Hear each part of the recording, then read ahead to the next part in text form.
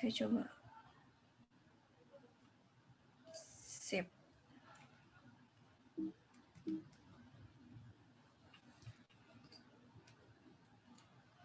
Oke, sekarang udah saya rekam nih. Jadi nanti kalian saya upload ke YouTube.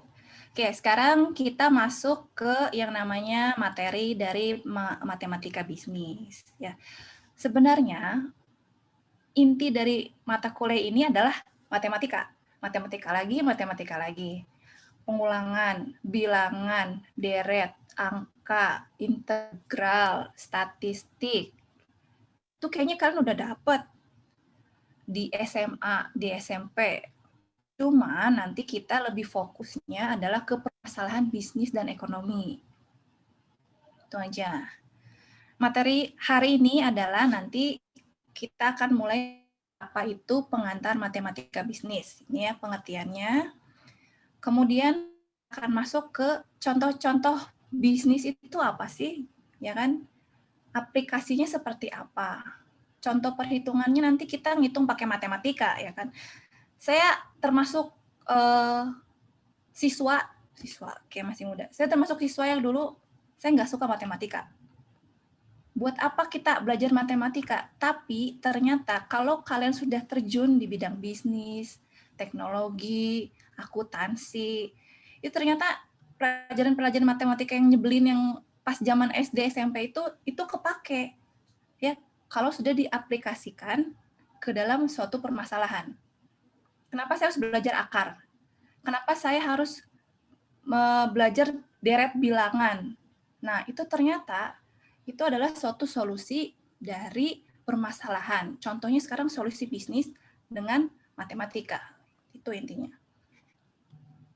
Oke, setelah itu kita akan masuk ke sistem bilangan. Ya, macam-macam bilangan. Siti Fauzia masuk. Oke. Macam-macam bilangan, baru ke yang namanya himpunan. Ya. Nah, ini materinya. Materinya itu adalah dari teori himpunan, kemudian kita akan belajar relasi, fungsi, kemudian persamaan linier, nanti kita akan belajar grafik, kita akan belajar membaca grafik. Kemudian nanti ada logika matematika, AND, OR, terus NOR, kita akan belajar lagi, kemudian ada yang namanya barisan dan deret, ada statistika, ini khusus nanti kita untuk belajar tentang stock market misalnya, kita pakai statistika. Kemudian ada yang namanya demand dan supply. Kalau kalian pergi ke Indomaret deh, dia ada peraturannya. Kalau misalnya dia barangnya terlalu banyak, misalnya roti itu kadaluarsanya 7 hari loh, ya seminggu. Lebih dari seminggu saya pernah beli, biasanya dia budukan atau jamu. Kalau misalnya Indomaret itu nyetok rotinya sangat banyak, terus dia kadaluarsa, mungkin nggak dijual? Nggak mungkin. Nggak, Bu. Nggak mungkin. Pasti dibuang kan? Iya, Bu. Iya dong, dibuang. Nah, itu adalah pinter-pinternya si Indomaret untuk bisa data demand dan supply. Dia harus supply hari ini roti itu berapa banyak, supaya nggak kebuang. Tapi kalau misalnya dia cuma dikit nih, cuma stoknya, ini ada siapa lagi yang baru masuk nih? Oke, di admit, Putri. Misalnya dia stoknya terlalu dikit, cuma 5. Tapi yang pengen itu ada 20 customer yang pengen roti itu tadi. Pas dicari nggak ada. Loh, berarti dia kan rugi kan? Dia pasti ke Indomaret yang lain. Nah, itu berarti kita harus tahu apa itu demand. Dan demand itu permintaan customer-nya. Dan kita harus supply. Kita harus taruh berapa stoknya. Nah, itu adalah contoh matematika di dalam.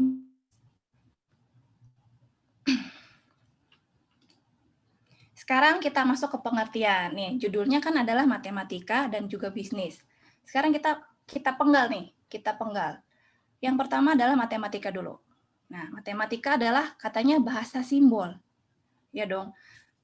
1 tambah 1. Kalau kalian tulis tambah, kata-kata tambah. Tapi ternyata simbol tambah itu kan plus. Ya kan? Sekarang pengurangan, 1 kurang 1. Kalau ditulis tinggal kurang, tapi kan ternyata simbol pengurangan adalah minus.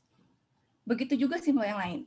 Jadi matematika itu adalah sebenarnya bahasa simbol, yang dimana dia akan didefinisikan secara sistematis. Nah, nanti ada yang namanya pembuktian. Kalau kalian belajar matematika itu bertahap, ya. Kayak misalnya bayi kan dia nggak ujuk-ujuk gede nih. Dia harus ngerangkak dulu, ya kan. Terus kemudian dia jalannya pegangan, terus baru dia bisa jalan 2 kaki. Nah, matematika juga sama. Dia akan dibangun untuk saling berkaitan. Contohnya gini, ketika kalian mau belajar tentang perkalian, kalian pasti harus belajar pertambahan dulu. Ya kan?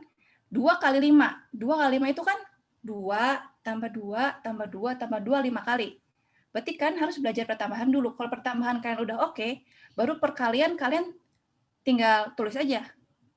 Nah, sama matematika dia juga ada tahapannya. Makanya sebelum kalian masuk ke kasus, ke permasalahan, kan harus belajar dulu matematika dasarnya. Dari bilangan, kan harus ngerti bilangan itu apa, himpunan, dan lain-lain. Itu adalah matematika.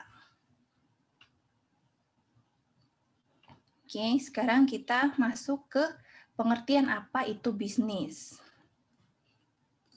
Nah, bisnis itu adalah usaha menjual. Nah, berarti kalau kita mau, Bu, saya mau bisnis nih, Bu. Bisnis apa? Apa yang mau dijual? Nah, ada kan, ada yang dijual. Entah itu produk atau jasa. Kalau jasa itu adalah seperti Politeknik Pos. Dia kan bisnis, tapi usahanya adalah di bidang jasa. Nah, berarti kita nih ada yang jual, ada yang jual. Berarti harus ada yang beli dong. Ya dong, namanya di sini adalah konsumen. Orang yang membeli jasa atau produk kita. Dan laba atau keuntungan. Nah, itu adalah bisnis. Oke, itu adalah bisnis. Kita lanjut. Nah, jadi matematika bisnis itu di sini apa sih? Nah, matematika bisnis di sini adalah ilmu matematika terapan. Jadi kalian dulu udah tahu nih rumus-rumusnya, sin, cos, tangen misalnya, perkalian, pembagian, terus luas kubus, luas lingkaran, itu kan rumusnya. Nah, di sini kalian akan menerapkan ke permasalahan-permasalahan bisnis yang tadi. Stok di Indomaret berapa sih, Bu?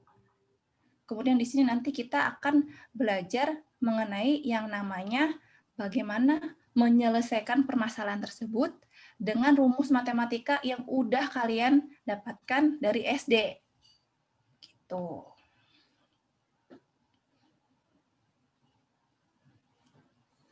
Ini contohnya permasalahannya tadi ya, ada misalnya kita ngitung gaji nih. Hitung gaji saya berapa sih? Nah, itu kan pakai matematika sederhana. Kemudian tadi mau ngitung produksi. Tadi saya baru beli roti buatan kakak kelas kalian, enak banget. Nah, dia pada lulusan D4TI, tapi rotinya enak. Nah, itu kan berarti dia produksi roti nih sekarang. Nah, itu juga dia ngitung keuntungan dia, bahan mentahnya berapa, ya kan? Bahan mentah roti itu kan tepung terigu. Dia harus tepung terigunya berapa, gulanya berapa. Kalau misalnya nggak mungkin dong dia ngejual rotinya aja, tapi kan harus dikasih plastik misalnya. Dia harus ngitung plastiknya berapa. Baru dari bahan-bahan mentah itu, dia bisa tahu, oh satu roti ini saya kasih harga 20.000 deh. Nah, 20.000 itu nggak ujuk-ujuk, kalian tahu ujuk-ujuk nggak tiba-tiba muncul angka 20.000 kan roti itu.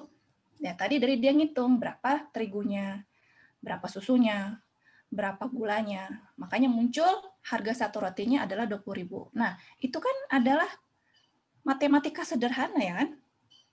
Iya, jadi itu contohnya. Contoh aplikasi dalam bisnis. Next.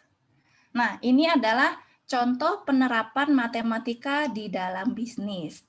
Ada yang namanya time value of money. Ya, time value of money. Jadi uang itu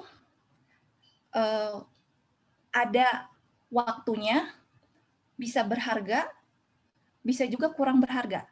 Contohnya ini. Kalian punya uang 1 juta. Menurut kalian itu banyak apa sedikit? Coba ada yang mau bilang nggak? Banyak apa sedikit 1 juta? Banyak. Banyak, Bu. Banyak. Banyak, Bu. Banyak, Bu. Lumayan, Bu. Kalau Banyak, Bu. lumayan dong. Tapi kalau kata Nia Ramadhani 1 juta banyak nggak? Enggak. Dikit, Bu.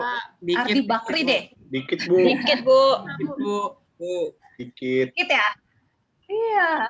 Dikit mungkin. Menurut saya itu banyak banget. 1 juta tuh saya bisa beli tanaman. Oh, lagi hobi tanaman nih saya. Bisa beli tanaman atau bisa makan saya berapa lama itu 1 juta. Menurut saya 1 juta tuh banyak. Ya. Kalian punya uang 1 juta. Nih. Kita lihat berdasarkan tahun. Oke. Tahun 1900-an, 1900-an awal deh, 1901. 1 juta itu bisa beli motor. Nggak percaya? Tanya ke ayah kalian. Tanya ke kakek kalian deh. 1 juta itu waktu dulu bisa beli motor. Ya. Sekarang 1 juta paling cuma bisa beli rodanya aja. Roda mobil. Motor mungkin ada yang mahal 1 juta kali. Ya. Sekarang cuma bisa 1 juta beli doang. Mungkin 10 tahun lagi, ya. Mungkin 10 tahun lagi 1 juta itu cuma bisa beli helmnya aja. Nah, berarti yang salah siapa? Uang 1 jutanya apa-apanya nih kira-kira? Waktunya, Bu. Waktunya, Bu. Waktunya, Bu. Waktunya. Nah, makanya judulnya adalah time value of money. 1 jutanya mah segitu aja. Dulu rumah ibu saya KPR-nya, kalau kan KPR kredit apa sih? Yang per bulan tahu nggak? Cicilan rumah lah. Cicilan rumah KPR-nya adalah 75.000 katanya. Dulu mama nyicil rumah 75.000 katanya. Itu berat banget 75.000. Sekarang mana ada cicilan rumah 75.000?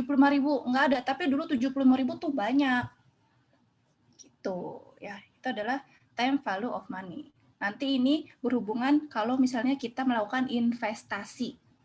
Investasi modal, investasi saham, kalau ada yang menarik, misalnya ada yang tertarik dengan forex misalnya, main saham, nah itu kan harus belajar matematika bisnis di time value of money. Oke, next. Nah, sekarang tentang penggajian nih. Penggajian ini basic ya. Misalnya contoh, kita langsung masuk ke perhitungan. Ada yang namanya Maria. Nah, gaji dia itu 36 juta per tahun.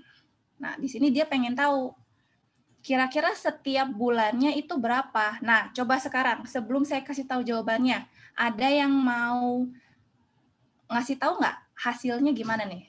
Rumusnya gimana?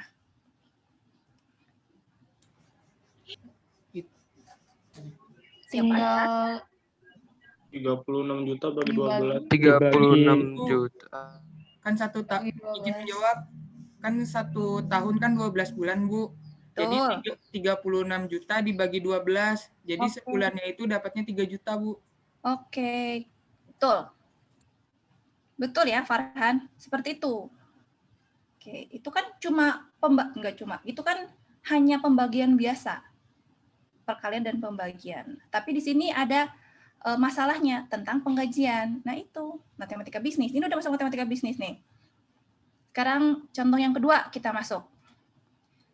Ariana di sini dibalik. Gaji per minggunya 600.000, bukan 600 juta ya. 600.000. Kemudian yang dia tanya adalah gaji tahunannya. Nah, itu udah dikasih tahu 1 tahun tuh 52 minggu. Berarti totalnya ini gimana? Coba yang lain selain Farhan.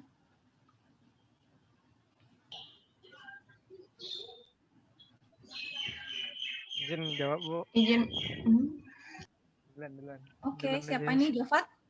Ryan. Oke, sok dicoba. 6, kan gajinya per minggu 600.000, Bu. Mm-mm. Nah, jumlah minggu dalam 1 tahun 52. Jadi 600.000 itu dikali 52, Bu. Oke. Sekian lah, Bu. Buka kalkulator dulu ya? Nggak usah, nggak apa-apa. Tapi itu benar ya. 600.000 dikali 52. Karena 1 tahun itu ada 52 minggu. Masih stabil? Oke, tadi mana? Nah, betul. Jadi 600.000 dikali 52 berarti kira-kira dia punya uang 1 tahun itu adalah 31.200.000. 32 juta ya? 32 juta. Berarti ini salah ya? Benar, Bu. Benar, Bu. Coba ada yang 31.200, Bu. Yang mana? Itu, Bu, 31.200.000. Oke, berarti betul saya. Terima kasih, Bu. Nah, jadi itu adalah contoh-contoh penerapan matematika di dalam bisnis. Bu, gampang, Bu. Ya, ini saya kasihnya yang gampang. Kalau langsung saya kasih yang susah, besok kalian udah pada pindah dari prodi logistik, ya kan? Nah, ini contoh-contoh yang gampangnya seperti ini. Jadi penerapan rumus-rumus yang dulu-dulu kalian pelajari ke dalam kasus-kasus bisnis. Oke, sekarang masuk ke pembahasan selanjutnya adalah sistem bilangan nyata. Nah, ternyata bilangan itu banyak jenisnya. Bilangan itu banyak jenisnya. Kenapa kita perlu tahu? Nah, karena di setiap permasalahan itu kita bilangan yang akan kita pakai itu berbeda-beda. Seperti itu. Contohnya, bilangan. Di sini utamanya adalah bilangan. Bilangan dibagi menjadi 2. Bilangan real dan juga bilangan adalah bilangan apapun. Bisa positif, bisa juga negatif. Itu adalah bilangan real. Contohnya 5 min 1,5 ya, min 9 ini saya pakai separatornya adalah titik koma. Nggak pakai koma, Bu, karena ada bilangan pecahan 1,5. Jadi saya separatinya adalah min 5, min 1,5. Itu contoh bilangan real. Jadi bilangan apapun bisa pecahan, bisa positif, bisa negatif, itu adalah bilangan real. Nah, sekarang bilangan imajiner. Bilangan imajiner itu contohnya apa di sini? Bilangan real, ya, bilangan imajiner ini adalah akar genap yang bilangan di dalamnya adalah negatif. Ya, akar genap yang bilangan di dalamnya adalah negatif. Ini, akar ini, walaupun nggak ada angkanya, ini adalah akar 2. Betul nggak? Ya. Ada akar 2, ada akar 3 misalnya, ada akar 4. Jadi kalau akar 3, akar 4 pasti dikasih tahu di sininya. Tapi kalau akar 2, ya seperti ini aja, nggak usah dikasih tahu ada 2-nya. Itu adalah bilangan imajiner. Bu, dipakainya buat apa imajiner? Imajiner dipakainya nanti ketika kita penggambaran vektor. Vektor itu kalau misalnya dimensinya tuh bisa seperti ini ya. Bisa seperti ini. Bisa ke positif, bisa ke negatif, bisa ke garis yang X, bisa garis yang Y. Jadi kita pakai bilangan imajiner untuk itu. Kemudian kita masuk ke bilangan real dibagi menjadi 2. Ada yang rasional dan juga ada yang irasional untuk bilangan real. Untuk bilangan rasional ini adalah bilangan yang pembagian nanti hasilnya adalah 0 atau berulang angkanya. Misalnya contoh, 5 dibagi 1 adalah 5,000. Bu, 5 aja, oke, boleh. Sekarang tadi contohnya lagi 1 dibagi 3. Itu hasilnya 0,3 panjang. Nah, itu adalah ciri-ciri bilangan rasional. Nah, sekarang kalau bilangan irasional, contohnya apa? Bilangan irasional adalah hasil pembaginya itu tidak berulang atau tidak 0. Contohnya apa? Kan suka pakai pi. Ini contohnya pi kan? 3,1, 4, 1, 5, 7, 8, 9, 10, sampai banyak. Nah, itu adalah contoh bilangan irasional. Berarti hasil pembagiannya atau hasilnya bisa pembagian, bisa akar, adalah bilangan yang tidak berulang. Jadi terus dia panjang, itu adalah bilangan irasional. Sekarang kita yang bisa dibagi lagi ada bilangan rasional. Nah, bilangan bulat dan juga bilangan pecahan. Kalau bilangan bulat dan bilangan pecahan ini kalian pasti sudah ngerti. Bilangan bulat itu ya 5 titik, 4 titik, 7, 2 titik. Kalau pecahan ya berarti 1/2, 1/3, 1/4, dan lain-lain.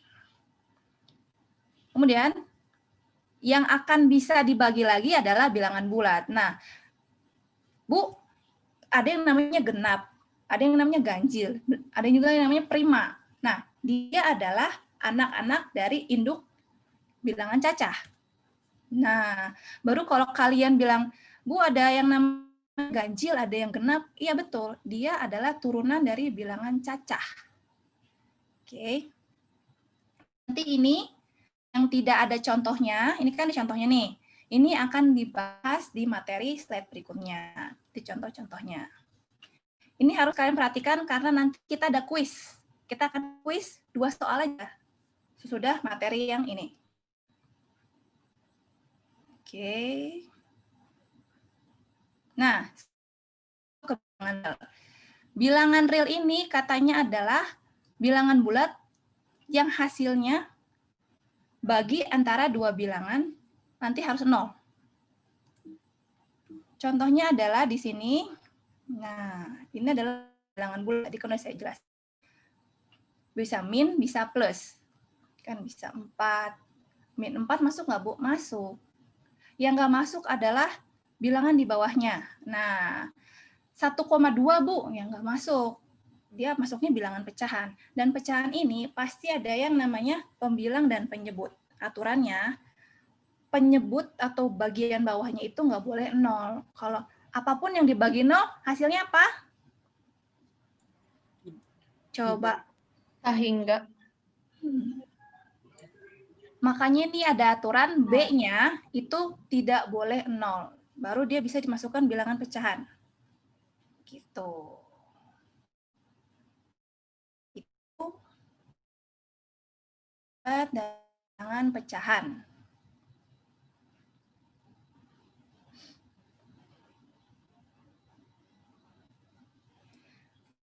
Kemudian kita masuk ke bilangan bulat dibagi menjadi 2. Tadi bilangan cacah ya, dan juga bilangan bulat negatif.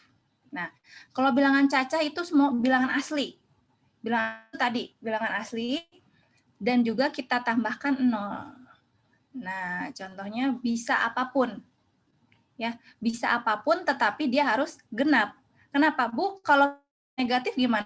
Dia masuknya ke negatif. Kalau bilangan cacah, dia positif. Kalau negatif, berarti dia masuknya ke bulat negatif. Nah, itu.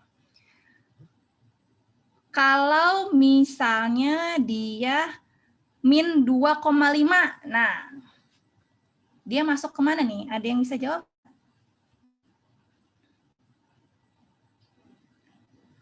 Udah min, tapi nggak bulat. Kan 2,5. Min 2,5. Dia termasuk bilangan apa?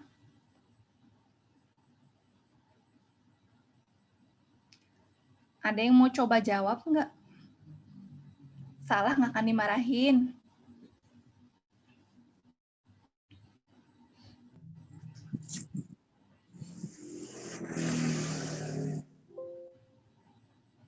Nggak ada? Izin menjawab, Bu. Bilangan pecahan. Bilangan pecahan. Betul. Betul ya. Dia tidak bulat, tapi boleh positif, boleh negatif. Tadi siapa yang jawab? Saya, Bu. Haikal? Iya, Bu.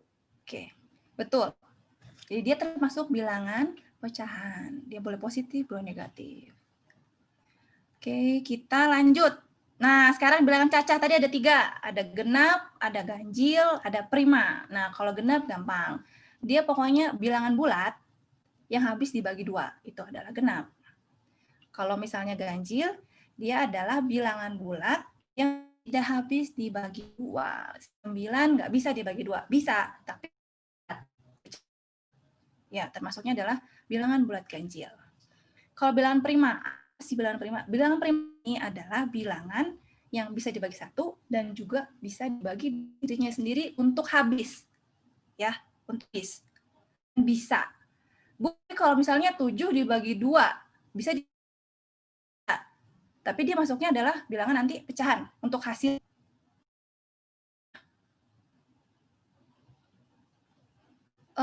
Saya putus-putus nggak? Soalnya di sini katanya ada internetnya unstabil. Masih Iya, lanjut Bu. ya? Iya, Bu. Putus, Oke. Bu. Iya Bu, putus-putus udah tadi. Putus-putus. Iya, Bu. Iya Bu, putus-putus. Putus-putus, oke. Kasih tahu saya ya. Kasih tahu. Siap, Bu. Nah, ini ada. Sekarang sebelum kita masuk ke materi terakhir, kita akan kuis. Nah, saya mau giring ke VL. Coba login di VL kalian masing-masing. Saya stop sharing. Sekarang kalian login ke VL masing-masing.